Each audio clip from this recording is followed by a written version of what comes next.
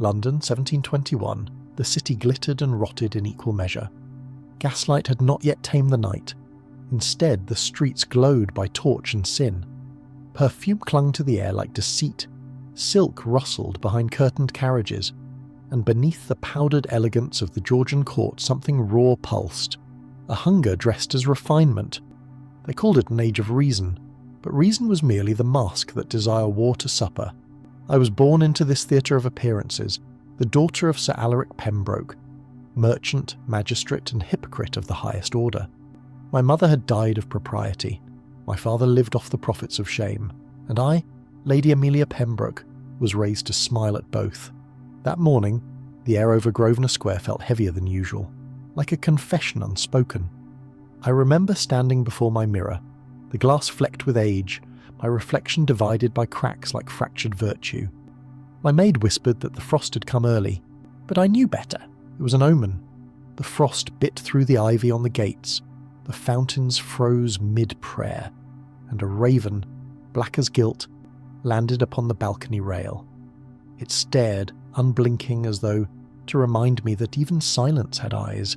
I should have crossed myself. Instead, I curtsied to it, an instinct born of habit and rebellion. That evening, my father hosted a gathering at the Pembroke townhouse, a salon of philosophers, poets and noblemen who spoke of liberty while their wives wilted in boredom. Among them was Lord Byron's precursor, a poet named Lucian Marlowe, charming, reckless, the kind of man who could quote scripture in one breath and blasphemy in the next. They said he'd been expelled from Cambridge for indecency, though no one would say what kind. That alone made every woman lean closer. He arrived late, his hair dishevelled from wind, his eyes too alive for that room. The conversation stilled as he bowed, not to the host, but to me. "Lady Amelia," he said softly, "your reputation precedes you.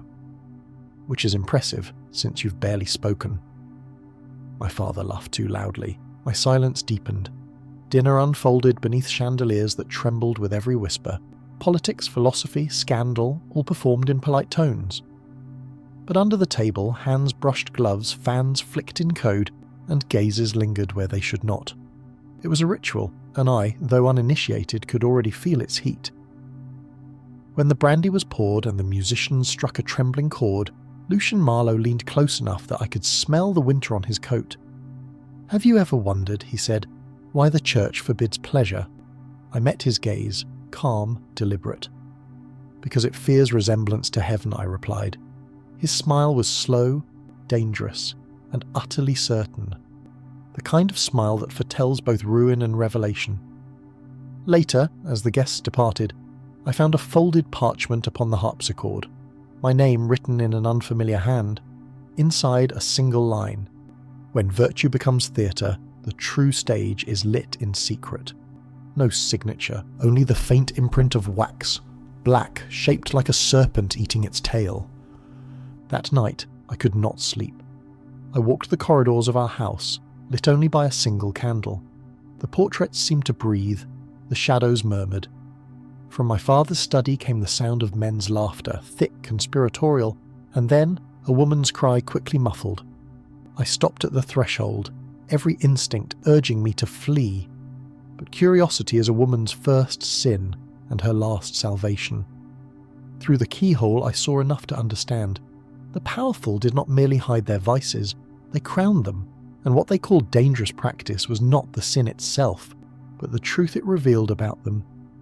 I stepped back into the dark corridor, the candlelight trembling like a secret about to speak, and somewhere outside the raven cawed, one long breaking note like laughter through fog.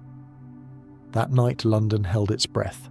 London, 1721, the frost had not melted, it had merely learned to glitter. By dawn the streets of Mayfair steamed with horse breath and scandal. The newspapers spoke of politics and trade, but behind every column of ink lay the real commerce, the buying and selling of reputations. I had not spoken of the letter I found on the harpsichord, yet its words had already taken root inside me, like poison that grows into vision. When virtue becomes theatre, the true stage is lit in secret. I could not forget it. My father's friends came and went that week, their wigs powdered like false snow, their laughter echoing too late into the night. The Pembroke townhouse had begun to feel less like a home and more like a mask.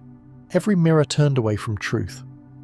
I found myself drawn again and again to the corridors where whispers collected, to the locked door of my father's study where women's laughter rose, strange and brittle. But one evening, as I descended to the parlour, Lucian Marlowe was waiting. He stood by the window, his silhouette caught between the grey light and the first stirrings of fog. "Your father has gone to the House of Lords," he said. "That leaves us a kingdom of silence." I should have sent for a maid. Instead I asked, "And what would you do with such a kingdom?" He smiled, not kindly. "Unmask it." The air between us seemed to pulse. He spoke of his work, a collection of poems he called the Hymns of Flesh and Fire, verses that no publisher would touch for fear of damnation. He said he sought truth in the body, not blasphemy, and that every age had its heretics who mistook shame for virtue. "Do you know," he whispered, "that there are gatherings across this city, private, forbidden, where lords and bishops speak the truths they would never utter in daylight, where women are worshipped not for their chastity but their defiance?" My pulse stilled. "And you attend them?" He met my gaze. "I observe." To understand the soul, one must first see what it hides. Outside, the carriages rattled past like restless ghosts. The fog pressed against the windows, and I thought again of the raven, of omens, of warning. Yet curiosity burned brighter than fear. "Then show me," I said. He hesitated, studying me as if weighing whether I was confession or trap. Then, softly, "Tomorrow at midnight. Do not bring light. The world you seek is lit by its own fire. At supper, my father praised the Prime Minister's reforms and scolded me for reading poetry. His voice was steady, his hand sure upon the wineglass. No trace of sin touched his face, only the calm of a man who believed he owned both law and God."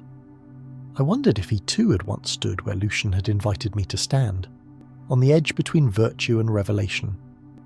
That night I dreamt of candles burning without flame. Midnight, the fog hung thick as velvet. Lucian led me through narrow streets, past shuttered taverns and carriages drawn by men who asked no questions. We stopped before a building with no sign, its door carved with the faint outline of a serpent. Inside, warmth and murmurs spilled from the stairwell like forbidden prayer. Masks, everywhere masks, of porcelain, gold, feathers, faces hidden, identities erased. The air smelled of wine and wax, of roses wilting in their own perfume. A woman in a crimson gown knelt before a man dressed as a priest, whispering verses of Milton as if they were spells. On the walls hung paintings of Greek gods entwined not in lust but in power.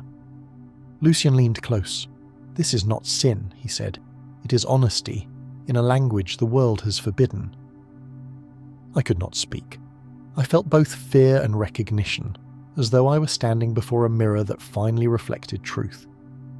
At the centre of the room stood a marble table, upon which rested a single parchment, a line written across it in ink as dark as night. All virtue is choice, all restraint, performance. A masked woman approached me, her voice smooth as silk. "Do you seek freedom or knowledge?" I answered without thinking. "Both." She touched my hand, cold as marble. "Then you must be willing to lose one to find the other." Behind her I saw Lucian watching, not with lust, but with something far more dangerous: admiration. When dawn came, I returned home in silence. My dress smelled of smoke and my gloves of roses. The letter still burned in my pocket. My father's carriage waited at the door, bound for Parliament. He looked at me, for a heartbeat too long, and smiled the way powerful men do when they believe they have already won. But I had seen the other side of their virtue, and I knew now that London's morality was not made of marble, but wax. That night the city held its breath, and by morning I had learned how easily breath could melt into flame. London, winter, 1722. The fog did not lift for 7 days. It clung to the streets like memory, soft, choking, unrelenting. The bells of St. Paul's tolled without echo, their sound swallowed by the grey, as if even heaven had drawn its curtains shut. By then, I had returned often to the gatherings Lucian had shown me. Each night, a new revelation. Each face, hidden. Each word sharper than scripture. The city that had once seemed carved in marble now felt alive, breathing through its masks, a theatre of power and confession. But even truth has its predators. It was during the season of Parliament's Grand Masquerade, a night when London's elite drowned in their own performance, that the snare was set. The Duchess of Marlborough had opened her mansion for the occasion, every hall lit with chandeliers that threw light like daggers across the mirrored walls, silk and powder, jewels and deceit. The air glittered with ambition. I entered under a mask of gold lace, my heart steady, my role rehearsed. Lucian had warned me, tonight they watch not for pleasure, but for prey. He was right. Across the room stood Lord Pembroke, my father. His mask was silver, his smile carved in the stillness of command. He conversed with bishops and barons, men who carried their virtue like sabres, and among them Cardinal Ashcroft, his cassock trimmed in crimson, eyes sharp as confession. Rumour said he knew every secret that mattered in London. I did not yet know that mine had already been purchased. Near midnight the music shifted. The violins faltered, then rose again in minor keys, a signal. Lucian appeared at my side, his face pale beneath the mask. "They have your letters," he murmured. "What letters?" "The ones you sent me. The ones where you spoke of what you saw, what you thought." "They were intercepted." I froze. "By whom?" He swallowed. "By the man who owns your name." The dance resumed, and before I could move, the Duchess's voice rang out. Bright. Cruel. "Shall we have a reading?" she declared, raising a sealed parchment. "A most enlightening piece, written by one among us, an ode to liberation." The crowd turned, the parchment unfolded. My words filled the air. Virtue is a costume, morality, a game of mirrors. In the dark all masks dissolve. The laughter began softly, first from the men, then the women. Gasps followed, not of shock, but of pleasure at someone else's ruin. The Duchess smiled. "So poetic, Miss Pembroke. So very dangerous." My name hung in the air like smoke. My father's hand tightened around his cane. "Who gave you this?" But the question was not a defence, it was an accusation. Lucian stepped forward. "It was meant as art, my lord." The room turned on him next. Predator finding predator. "Art," the Cardinal sneered. "You corrupt our daughters under the guise of art?" The circle closed around us. I saw the truth too late, that this was never exposure but spectacle. My shame was theatre, my ruin entertainment. They took Lucien away that night. His writings were burned at the steps of St. George's. He was declared a blasphemer, his name struck from every patron's list. My father withdrew from society for a week, enough to let pity ferment into gossip. Then he returned, calm, immaculate, his virtue publicly restored. As for me, I was sent away to the countryside. The polite word was recuperation. The servants were instructed not to speak my name. My chamber was stripped of books, my mirrors veiled. I remember sitting by the window of that cold estate, watching the frost draw lacework on the glass. The city seemed a dream then. The music, the whispers, the masks. Yet beneath the silence I could still hear Lucian's voice, echoing through memory. To see truth, one must first lose the safety of illusion. They believed they had buried me in shame. But shame is not death, it is metamorphosis. The snow began to fall that night, blanketing the gardens, erasing footprints. Somewhere in the distance a bell tolled 13 times, a count that did not exist on any clock. And in that sound something awakened within me. Not despair, but resolve. The world that condemned me for seeing too much would soon learn what a woman could become when stripped of everything but her name. The city held its breath once more, for what had been buried in silence was already learning to speak.